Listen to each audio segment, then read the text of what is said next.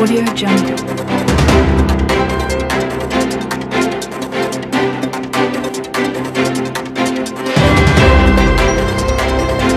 Audio Jungle.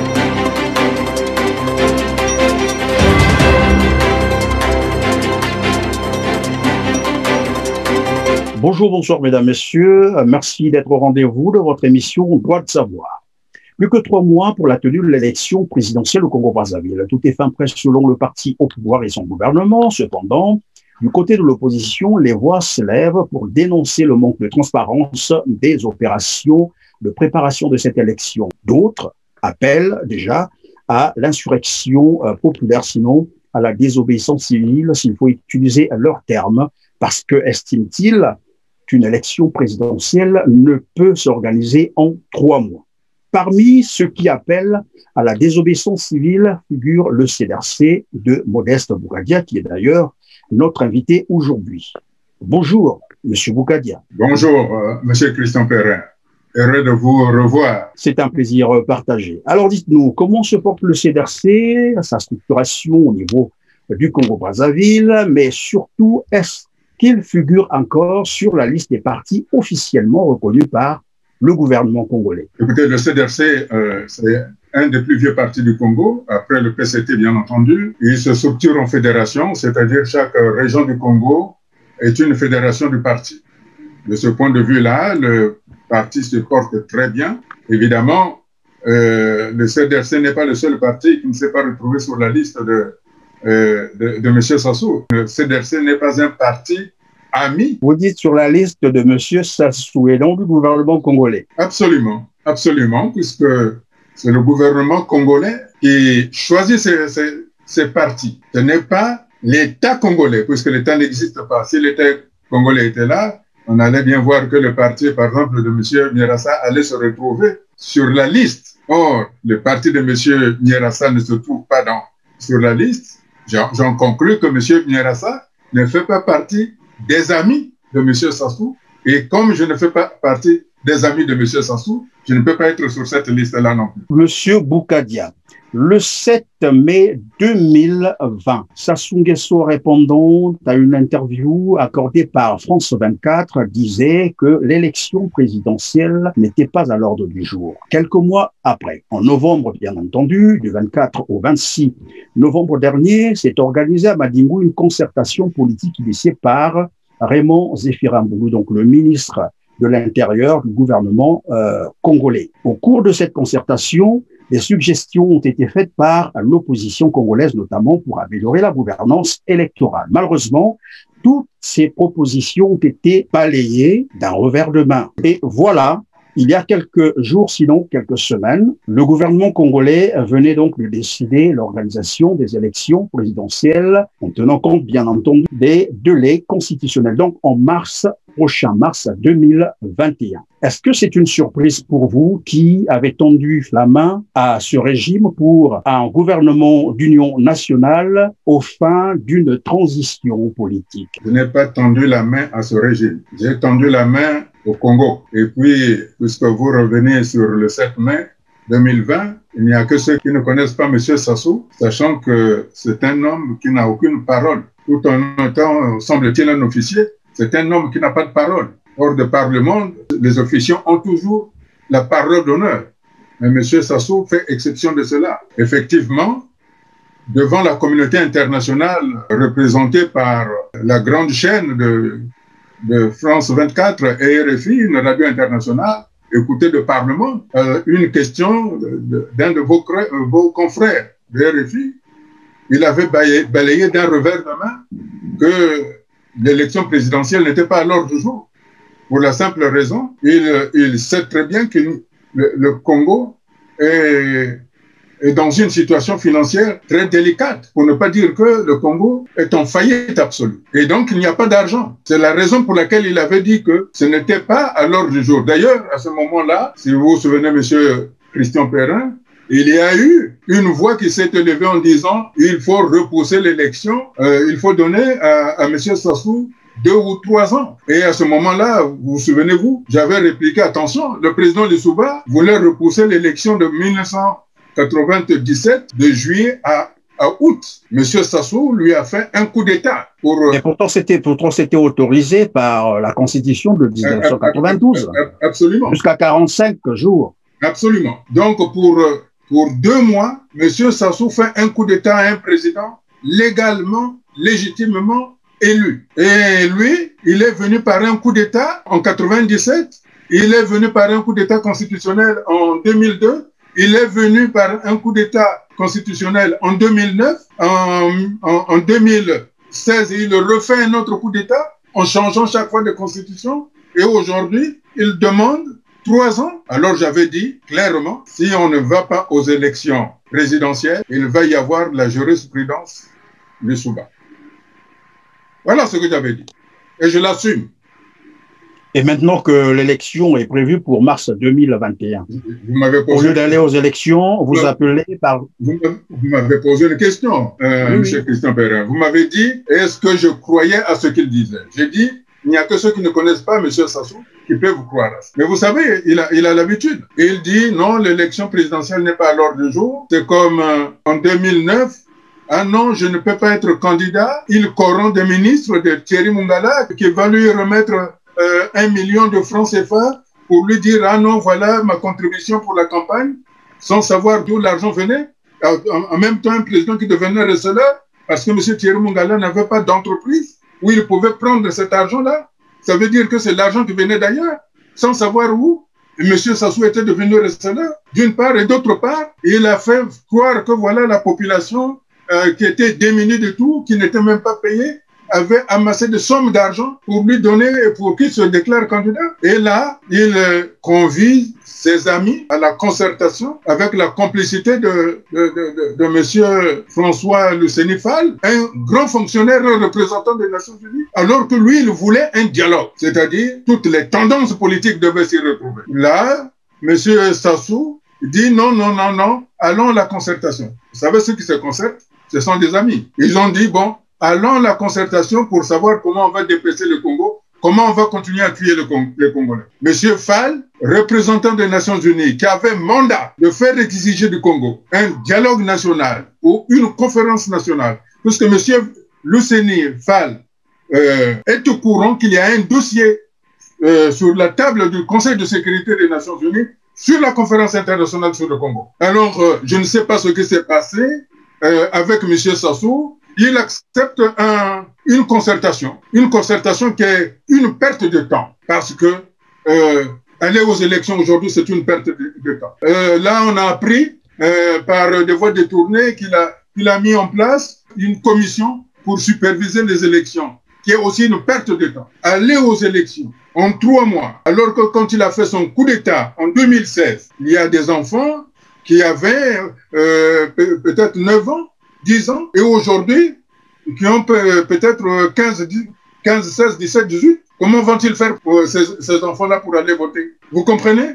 Donc, aller aux élections aujourd'hui, c'est une manière de M. Sassou de gagner du temps. C'est la raison pour laquelle j'ai dit dans une déclaration que j'ai faite, si M. Sassou ne se ressaisit pas, nous allons assumer notre parole d'aller vers la désobéissance civile et au boycott. Et ça permettra à M. Sassou et son PCT et les partis qu'il a créés d'aller aux élections. Mais s'il y a des hommes politiques au Congo qui croient qu'ils sont là pour faire évoluer le Congo, alors ces hommes politiques-là doivent dire à leurs militants de rester chez eux. Lorsque nous allons décider que si M. Sassou continue à prendre les Congolais pour ses vassaux, alors il va avoir maintenant, il aura droit à la vindicte populaire. Est-ce qu'on peut penser que votre décision, cette fois-ci, d'appeler à une désobéissance civile parce que votre main tendue a été rejetée? Non, la main tendue n'a pas été rejetée. Moi, j'ai écrit officiellement à M. Sassou par le biais de son ambassadeur et j'ai écrit aux Nations Unies la lettre que j'ai envoyée à M. Sassou officiellement pour lui tenir au courant que la communauté internationale nous a demandé de faire asseoir une table ronde pour mettre en place les thèmes qui seront discutés à la conférence internationale, dont je redis que le dossier se trouve sur le bureau du Conseil de sécurité. La lettre que j'ai envoyée pour informer M. Sassou était en copie le président français, M. Emmanuel Macron, et Madame la présidente de l'Union européenne, ainsi qu'une copie au département d'État. Donc, s'il refuse, il faut qu'il écrive aussi aux autres. Moi, je n'ai pas reçu un courrier de sa part me disant que ça ne m'intéresse pas. En tout cas, la lettre a été bien référencée au niveau de l'ambassade du Congo, qui est l'ambassadeur. On ne peut pas dire que l'ambassadeur est contre lui, hein, puisque, bon. Donc, l'ambassadeur a dû faire bien son travail. Donc, j'attends. Oui, mais M. Boukadia, il y a plusieurs manières de dire oui ou comme pour dire non.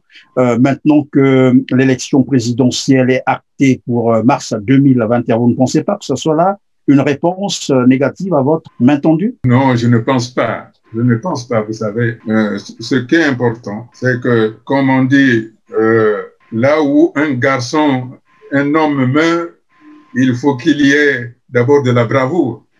Là, il dit quand même, nous allons aller aux élections. Vous savez, j'ai interrogé le Conseil constitutionnel du Congo. Le Conseil constitutionnel du Congo, il y a 2 jours, m'avait dit, nous entendons qu'il va y avoir des élections. Nous entendons qu'il va y avoir un conseil pour chargé d'organiser les élections.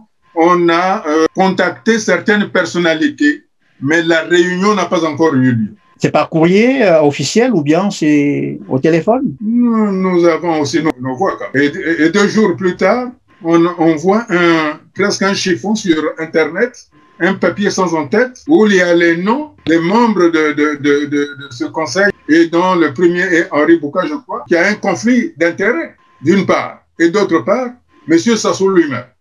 Il est président du PCT. Or, il est dit qu'aucun président ne peut présider un parti politique.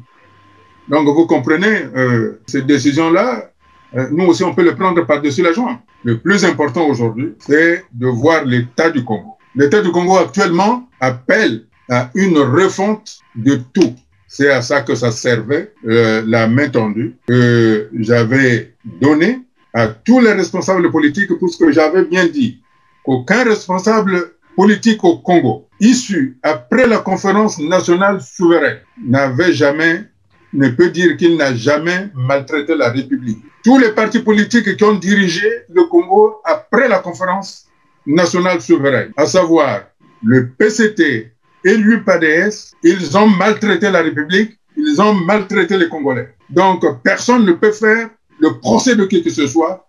C'est pour ça que j'avais dit, il était temps qu'on se retrouve à la conférence internationale pour régler, pour solder le tout. De la conférence internationale sur le Congo, la main tendue pour un gouvernement d'union nationale. Aujourd'hui, s'il y a la désobéissance civile, est-ce qu'on peut comprendre par là que votre projet de la conférence internationale est désormais mis à côté? Mais non, monsieur Christian Perrin. C'est la solution ultime. Figurez-vous que s'il y a quelqu'un qui fait un coup d'État, comment va-t-il gérer le pays? Le pays n'a plus de finances. Vous savez, l'argent que M. Sassou a dilapidé, c'est l'argent des contrats signés, négociés, renégociés et signés par le président du Soudan, que M. Sassou a dilapidé. Cet argent qui aurait pu servir à faire du Congo la petite Suisse. C'est cet argent-là. Et je défie un membre du PCT, M. Sassou lui-même, de me dire que c'est faux. Si M. Sassou me dit que c'est faux, je lui demande un débat contradictoire pour qu'il me dise que c'est faux, que ce n'est pas l'argent du président du Soudan, qu'il a dilapidé. Alors que c'est... Qu'est-ce qu'on peut comprendre par là? Ça veut dire qu'il n'a rien fait depuis qu'il est au pouvoir. Rien. Il a travaillé sur les résultats des autres. Vous savez qu'est-ce qu'on a dit du président Youlou? Qui voulait faire des prélèvements à la source pour que les fonctionnaires aient une retraite décente à la sortie après leur carrière. Ils ont dit qu'il a volé. Et Youlou avait tout volé. Qu'est-ce qu'on peut dire aujourd'hui alors que le président Lissouba avait signé des contrats qui ont rapporté des milliards et des milliards et qu'aujourd'hui le Congo se retrouve en faillite? Clairement, on peut dire que Sassou a tout volé. Qu'est-ce qu'on avait fait du président Youlou? On l'avait chassé. Et pourquoi maintenant, maintenant que vous prenez la désobéissance civile, comment entendez-vous vous organiser, vous qui êtes à l'extérieur, et que normalement l'événement, l'activité doit se dérouler au Congo-Brazzaville, sachant également que vous n'avez probablement pas l'autorisation, sinon la possibilité de vous rendre au Congo avec cette condamnation de 30 ans de travaux forcés? Vous savez, c'est bien de rappeler que je suis condamné, j'étais condamné à 30 ans de travaux forcés, même si la grosse du jugement n'avait jamais été signée après mon procès le 2 mai 2017. Mais pourquoi j'avais été condamné, M. Christian Perrin? Parce que je demandais un gouvernement d'union nationale pour éviter que le Congo ne se trouve dans une situation financière, sociale, politique catastrophique. J'avais été condamné pour ça. Et qu'est-ce qu'il a décidé, Sassou, lui, à la concertation avec ses amis? Mettre en place un gouvernement d'union nationale. Pourquoi j'avais été condamné? J'avais demandé un gouvernement d'union nationale de 13 membres, à savoir un ministre par région. Ce ministre-là se comporterait comme un gouverneur. Qu'est-ce qu'il a décidé, M. Sassou, à Madingu? Un gouvernement de 13 membres. Alors je ne vois pas. En fait, il est en train de me donner raison. J'ai eu qu'il me dit, M. Boukadia, vous avez eu tort de l'avoir dit trop tôt. Comme quoi, vous le croyez maintenant? Croire à quoi? Vous croyez à ce qu'il dit, un gouvernement d'union nationale, certainement après les élections présidentielles prochaines, de 13 membres, comme vous l'avez dit? Pour l'instant, il est en train de chercher de voies et moyens pour devenir candidat. Il fait comme à l'accoutumée, il envoie ses griots faire la campagne sans pour autant qu'ils ne deviennent candidats. Pour faire campagne, il faut qu'ils aient d'abord un candidat. Vous voyez comment il trompe les gens. Ce qui m'importe aujourd'hui, c'est la souffrance de la population. Oui, je disais, mais comment vous allez vous organiser sur le terrain pour mener, évidemment, cette désobéissance civile? C'était là ma question. Comment le général de Gaulle s'était-il organisé alors qu'il ne pouvait pas mettre pied à l'intérieur de la France? C'est la même procédure. Vous savez, moi, je suis avec le peuple. Quand je suis au Congo, et vous le savez très bien, vous me voyez, je n'étais jamais protégé, j'étais avec le peuple. Je n'avais pas d'hélicoptère qui survolait pendant que je me déplaçais. Je n'avais pas de BTR ou des véhicules blindés autour de moi. Moi, je me soucie de la souffrance du peuple. Je réfléchis à l'avenir de ces jeunes à qui on a donné comme seule possibilité du futur des crimes. Je me soucie de ces jeunes-là qu'on a transformés en criminels. Je me soucie des femmes que l'on viole. Je me soucie des trafics de bébés qui se font dans les hôpitaux. Quand une femme va accoucher, on vient lui dire, voilà, votre bébé était mort-né, on l'a incinéré, alors qu'il n'y a pas d'incinérateur au Congo. Voilà le plus important. Oui, mais c'est bien, vous vous souciez de tous ces problèmes et vous avez dit, pour les régler, il faut une désobéissance civile. Voilà pourquoi je vous demande comment vous allez vous organiser, parce que nous savons qu'évidemment, les appels de ce genre ont été déjà lancés dans les années passées. Ce qui s'est passé en 2016 peut ne pas se reproduire. Si en 2016, les dirigeants politiques qui devaient conduire le peuple à se saisir de la souveraineté nationale s'étaient rétractés, il n'est pas dit que en 2021, les responsables politiques se rétractent. Vous savez, quand un peuple n'a plus rien à perdre aujourd'hui, le peuple congolais n'a plus rien à perdre. C'est ça. Je n'appelle pas à la violence. Je dis ceci à M. Sassou, au lieu de se soucier seulement d'être empereur, de se soucier du peuple congolais, de se soucier des populations. C'est toute la République aujourd'hui qui souffre. Vous voyez, je suis heureux, vous avez dû suivre l'angoisse du fils de l'ancien président assassiné au Congo, Marion Ngouabi. Lui, il est en train de parler.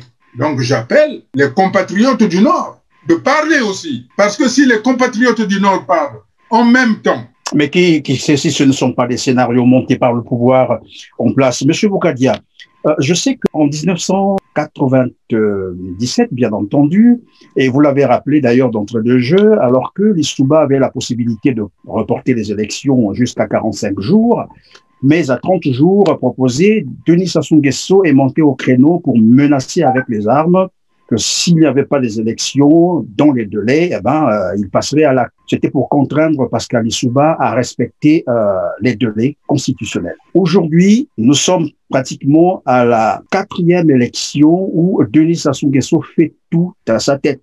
Est-ce qu'on peut continuer à croire en une opposition que vous incarnez, vous, qui est incapable de contraindre Denis Sassou Nguesso et son parti, le PCT, à respecter la Constitution? Jusqu'à présent, M. Christian Perrin, je ne me suis jamais engagé sur une voie qui entraînerait des difficultés majeures. Jusqu'à présent, j'ai utilisé la voie diplomatique. Et vous avez vu que en 2013, quand j'ai commencé à sensibiliser le Congo. Très tôt, à 6 heures du matin, ils ont arrêté 28 membres de mon staff, sans oublier un bébé de 8 mois. Et à ce moment-là, c'est à ce moment-là qu'ils m'ont condamné par contumace à 30 ans de travaux forcés. Ils les ont réactualisés, alors que logiquement, quand tu es condamné par contumace, tu as un procès. Quand je suis arrivé, je n'ai jamais eu de procès, je n'ai jamais eu de procureur, je n'ai jamais eu de juge pour m'interroger. Parce que leur dossier était vide, parce que les 28 membres du CDRC et le bébé qui,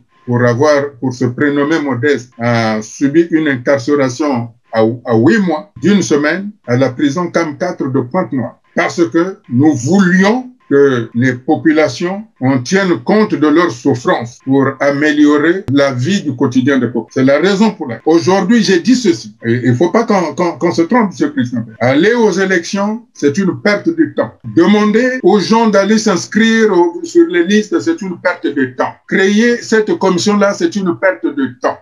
C'est une perte de temps et une perte d'argent. Ce que je demande aujourd'hui, c'est qu'on s'occupe d'abord de la population, qu'on améliore leur quotidien. C'est ça ce que je demande. Puisque vous avez dit qu'ils l'ont fait seulement à sa tête.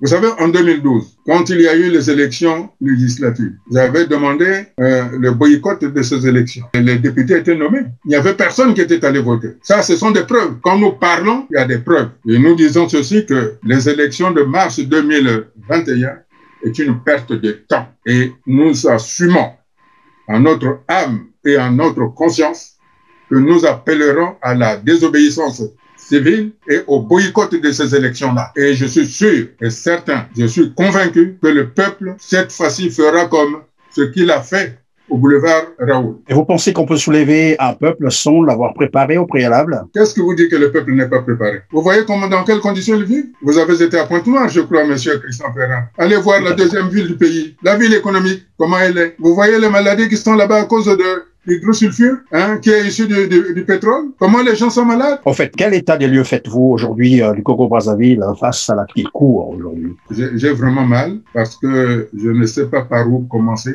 comme état de lieu. C'est un pays à reconstruire intégralement. C'est pour ça que nous appelons la conférence internationale pour la renaissance du Congo. Vous savez, moi, je reviens toujours à ce que un grand juriste, et notamment de la famille de ceux qui ont créé la Ve République avec la Constitution de 1958. Monsieur Jean-Louis Debré avait reçu lorsqu'il était président du Conseil constitutionnel. Mais auparavant, c'est-à-dire 2 mois auparavant, il avait reçu 3 conseillers envoyés par monsieur Sassou pour lui demander conseil. Et le président du Conseil constitutionnel d'alors, donc M. Jean-Louis Debré, leur avait dit, vous n'avez pas d'État. Mettez l'État en place et vous verrez que le Congo n'a pas de problème. Et quand il m'avait reçu officiellement, il m'a répété la même chose, monsieur le président, mettez l'État en place au Congo. Il n'y a pas d'État. Contrairement à ce que les gens disent qu'il y a un État, non. La preuve, s'il y avait un État, le fils Marien Ngouabi n'aurait pas dit à Sassou, dans sa déclaration, là, quand on tue les gens, que fait M. Jean-Dominique Okemba? Si c'est un Malonga, c'est-à-dire quelqu'un du sud, du Poul, qui faisait ça, il serait déjà mort. S'il y avait l'État au Congo, vous pensez que M. Jean-Dominique Okemba se serait permis que voilà, nous avons brûlé le Poul et le ciel n'est pas tombé? Monsieur Boukadia, je suis tenté de vous poser une question de savoir, est-ce que vous regrettez avoir contribué au retour de Denis Sassou Nguesso au pouvoir par les armes? Je n'ai jamais participé à la réunion qui s'était tenue à la porte de Versailles, M. Christian Ferrand. Je vous en arrivais parce que, évidemment, vous m'avez confié cela au cours d'une émission. Vous me disiez que vous étiez parmi ceux qui ont préparé ce projet et que une personne normalement était recherchée qui devait conduire le projet. Vous avez trouvé Denis Sassou Nguesso. Ah non. Les clauses étaient, laissez-moi d'abord finir, M. Boukadia, les clauses étaient telles que Denis Sassou Nguesso, après ses 5 ans de mandat, devrait vous céder la place. D'où cette affaire, d'ailleurs, du corps que vous doit Denis Sassou Nguesso. Vous vous rappelez? Non. Là, vous avez juxtaposé plusieurs faits, M. Christian Ferrand. Allons-y, peut-être que j'avais mal compris. Ceux qui ont amené M. Sassou au pouvoir, c'est M. Mathias Nzon, M. Rodolphe Adada, M. Pierre Oba, Ambroise Noumazala. Vous n'étiez pas parmi eux? Je n'étais pas parmi eux. Moi, j'étais au Congo, ils étaient en France. Et vous avez su quand même qu'il s'est mené des négociations là-bas pour faire revenir Sassou au pouvoir par les armes et chasser un président qui avait été élu démocratiquement. Vous étiez quand même informé, non? Bien sûr, tout homme politique, c'est ce qui se passe quand même. Sinon, il n'est pas un homme politique. Mais quant à la question du coq, c'est un autre sujet. C'est quoi exactement pour l'intérêt de nos téléspectateurs? Sassou Nguesso vous doit un coq. Je ne sais pas si vous avez déjà remis votre coq. Vous savez, je suis un Congo. Quand dans la famille Congo, quand vous réglez un certain problème, la personne vous donne soit un coq, soit un cabri. Alors vous avez réglé quel problème de Denis Sassou Nguesso pour qu'il vous doive un coq? C'était quoi le problème? On ne va pas tourner autour du pot, M. Christian.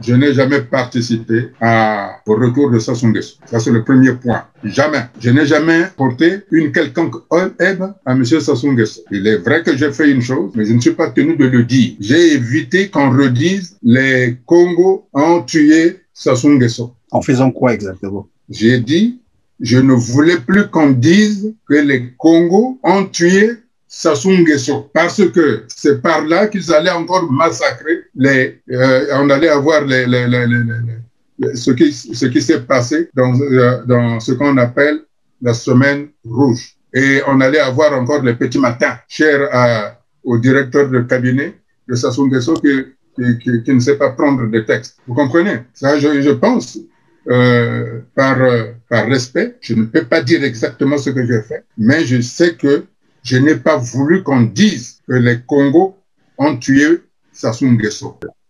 Est-ce que je peux comprendre aujourd'hui quelle est la relation que vous avez avec Denis Sassou Nguesso exactement, depuis son retour au pouvoir par les armes? Mais vous savez, avec tous les hommes politiques que j'ai croisés au Congo, j'ai toujours gardé de très bons termes. Moi, je ne suis pas là pour avoir des règlements de compte. Effectivement, en 2009, j'ai dit publiquement que je voulais accompagner M. Sassou jusqu'à Oyo, jusqu'à ce qu'on joue à la pétanque, qu'on aille à la pêche. Et dernièrement, j'ai aussi dit quel est ce pays où on tue les présidents. Il faut qu'il écrive des mémoires. Vous savez, un pays comme le Congo, avec une histoire aussi riche, même si elle est dramatique, nous n'avons pas de politiques qui écrivent. La seule personne qui a failli écrire, c'est M. Jean-Ernest Ndala Digraï, qui a écrit des mémoires, mais il a chargé M. Sassou, alors qu'il aurait pu parler de sa contribution à l'idéologie socialiste au Congo. Donc moi, je pense que ce n'est pas parce que Sassou Nguesso m'a mis en prison que je vais aller prendre la tiraille pour tirer sur lui. Je le combats parce qu'il fait mal au Congo. Je le combats parce qu'il maltraite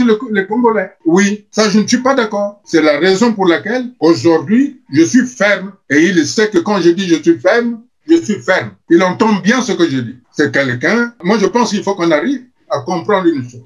Avoir de l'amitié est une chose. Avoir le combat politique, c'en est une autre. Moi, j'aurais pu avoir beaucoup de choses avec M. Sassou Nguesso. Pourquoi j'ai refusé? Parce que je tenais absolument à être libre pour me mettre en face de lui en disant ce que vous faites n'est pas normal. Voilà. Et moi, j'appelle tous les responsables politiques, même si ils les achètent avec des millions, qu'ils se révoltent intérieurement. Un être humain ne peut pas être à ce point bafoué comme il le fait. Ce sont des amis, ils vont en concertation, ils les humilient et encore, ils poussent l'outrecuidance de dire « Donnez-moi 3 noms, je veux faire un concours qui va gagner pour être Premier ministre enfin. » Voilà, c'est cette opposition-là qui lui donne des airs à devenir empereur. Je dis de manière claire, nous sommes un grand pays avec beaucoup de possibilités. Vous prenez par exemple le district de Yamba, un grand district où il y a plein de richesses qui est enclavé. Vous prenez Pointe-Noire, on a du pétrole offshore et onshore surtout. Mais les propriétaires terriens, qu'est-ce qu'ils ont? Ils souffrent de maladies alors que c'est là. Est-ce que vous trouvez normal que les populations de la partie septentrionale qui ne souffrent pas de maladies dues au sulfure gagnent, s'approprient de ce pétrole par rapport aux propriétaires terriens de Pointe-Noire qui produisent ça? Ce n'est pas, oui, évidemment, ce n'est pas non plus toute la population de la partie septentrionale qui en profite, parce que dernièrement, nous avons eu un invité qui nous expliquait un peu la misère de ceux qui vivent aussi dans cette partie du Congo. Que tout le monde souffre au Congo, tant de la partie septentrionale que dans la partie méridionale. Tout le monde souffre. Ce que je demande aux leaders indépendants de la partie septentrionale de sortir de la structure que M. Sassou Nguesso a créée en 1985, appelée la réconciliation interne-nordiste. C'est à ce moment-là que M. Moudi Léonard Massengo, qui était donc le président du du MPC, dont j'assumais les fonctions de secrétaire général, avait écrit un article, la réconciliation internordiste pour faire quoi?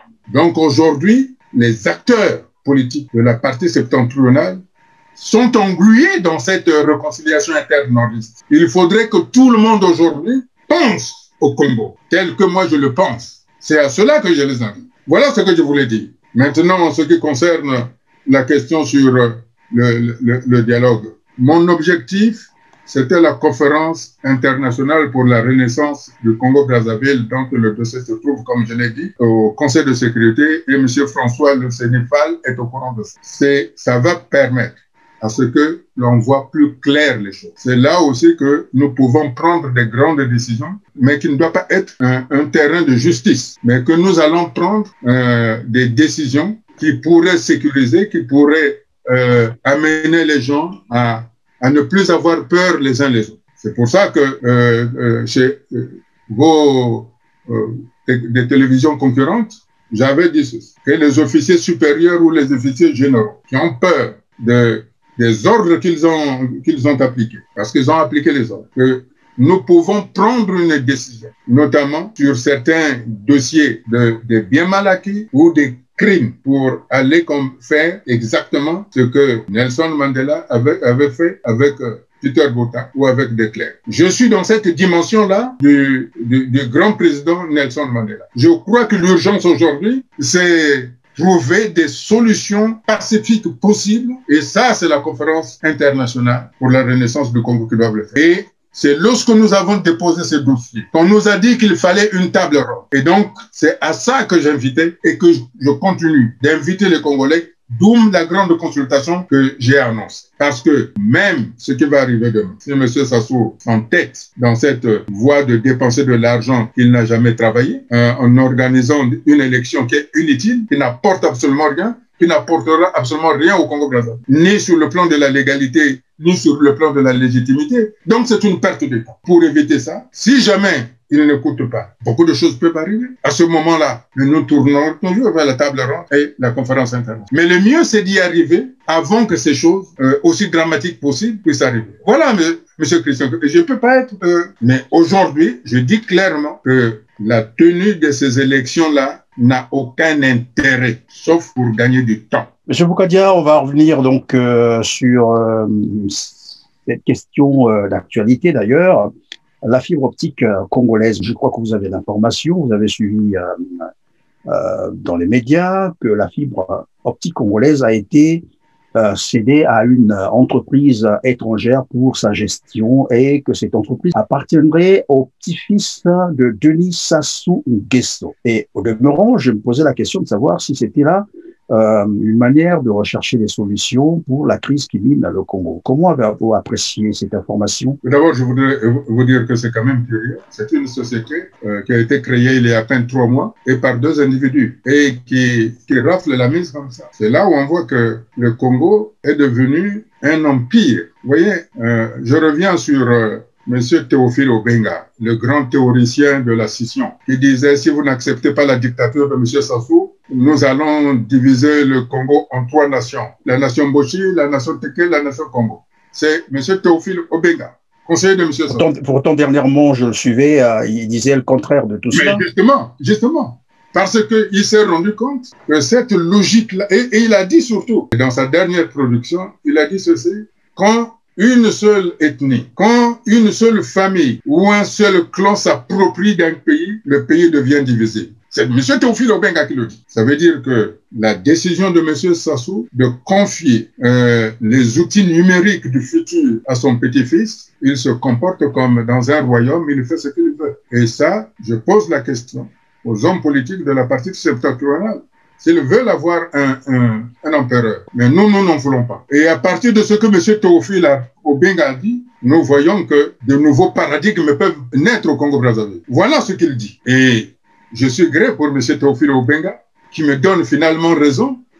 Moi qui voulais, par la partition, créer 2 grandes fédérations, la Fédération du Nord, la Fédération du Sud, et au centre, c'est-à-dire les plateaux, comme étant la zone administrative fédérale. En d'autres termes, les plateaux devraient devenir le Washington du Congo-Brazzaville. Voilà le projet que j'avais, parce que ce n'est que dans cette... Non, mais beaucoup vous ont compris plutôt, vous avez tenu ce genre de discours, de créer un Congo, la République du Sud-Congo. Non. Je n'ai jamais prononcé la République du Sud-Congo. J'ai prononcé l'État du Sud-Congo comme l'État de New York, comme l'État de la Pennsylvanie. Oui, l'État du Sud-Congo, c'est tout un État, n'est-ce pas là, être partisan de la scission?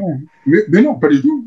Vous pensez que les États-Unis ou les différents États du Brésil, ils ne sont pas dans la République? Pourquoi vous ne voulez pas qu'au Congo, nous faisions comme en Belgique, comme en Suisse ou en Allemagne ou aux États-Unis? Pourquoi? Mais, monsieur Christian Pierre, moi j'ai un projet pour la partie septentrionale où il y a beaucoup de richesses, mais la partie septentrionale est moins peuplée. Donc, il faut créer une dynamique économique pour amener de la population au nord. Voilà ce qu'aurait pu permettre l'argent négocié par le président de Souba pour faire du Congo une petite Suisse, parce que dans les cantons de Suisse, c'est tous les cantons. Donc, dans la partie septentrionale aussi. Quand vous dites qu'on m'a combattu, mais tout simplement parce qu'ils voyaient le danger que des compétences pouvaient émerger dans toute la République. Donc, ils ont créé tout un amalgame en me faisant porter un nom que je n'avais jamais utilisé, la scission. La partition, en France, il y a la partition, il y a les régions. Et pourquoi, quand Boukadia prononce allons vers une décentralisation administrative et financière effective, on me taxe de tribaliste. Et quand M. Sassou prend un joyau du Congo pour le confier à son petit-fils, personne ne parle. Et fort heureusement, et je redis, je remercie M. Théophile Obenga pour une fois qu'il est devenu lucide, contrairement à quand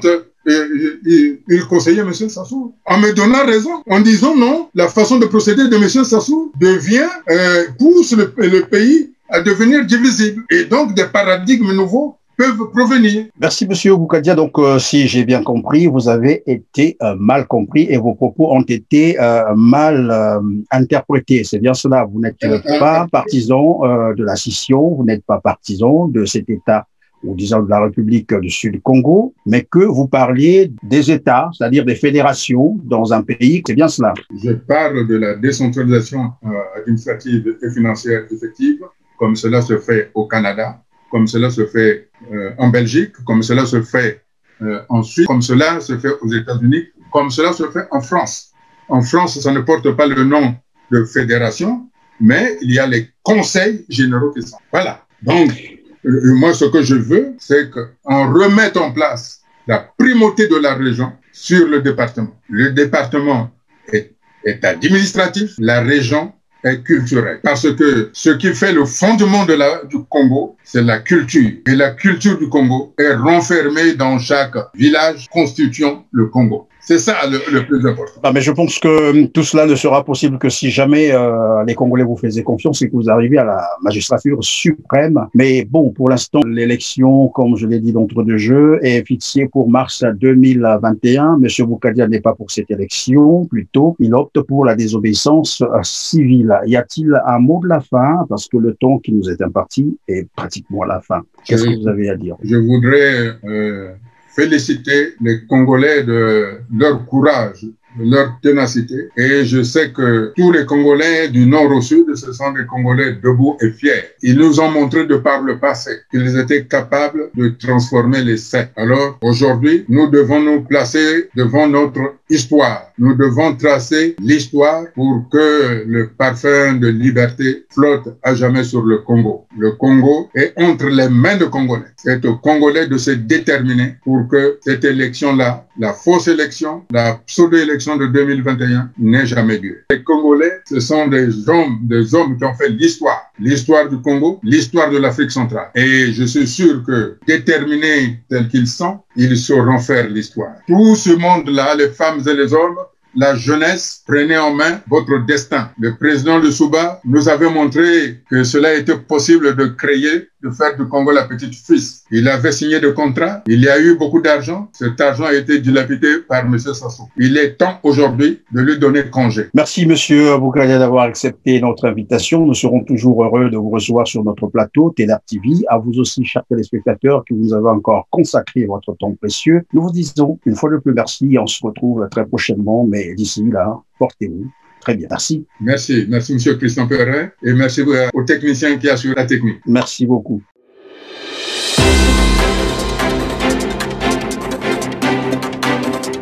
Audio Jungle.